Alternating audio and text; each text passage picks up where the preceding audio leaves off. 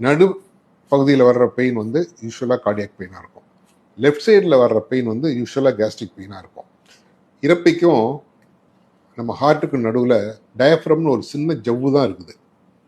So anything loading த ஸ்டமக்கு, நீங்கள் ஓவராக தண்ணி குடித்தாலோ ஓவராக சாப்பிட்டாலோ அந்த ப்ரெஷர் வந்து ஹார்ட்டுக்கு தான் வரும்.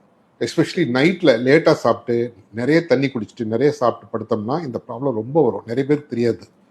ஏன்னா படுக்கிறப்ப அப்படியே அந்த ஸ்டமக் லோடு வந்து ஹார்ட்டுக்கு மேலே ப்ரெஷர் கொடுத்து chest pain, left side chest pain, shoulder pain, heart attack நினச்சிட்டு நிறைய பேர் வந்து இசிஜி ரிப்பீட்டடாக எடுத்து பார்க்குறோம்லாம் நான் பார்த்துருக்கேன். இவங்க செய்கிறது ரொம்ப சிம்பிள். வயிறு முட்டை சாப்பிடக்கூடாது, வயிறு முட்டை தண்ணி குடிக்கக்கூடாது, சீக்கிரம் சாப்பிடணும். ரொம்ப லேட்டாக வந்து ஒரு 10 மணிக்கெலாம் சாப்பிடக்கூடாது. ஒரு 7-7:30 minimum light lunch, dinner, minimum water night மட்டும். இது மாதிரி இருந்தாவே இந்த செஸ்ட் பெயின் குறைஞ்சிரும், அசிடிட்டி குறைஞ்சிரும், நல்லா கம்ஃபர்டபுளாக தூங்குவாங்க.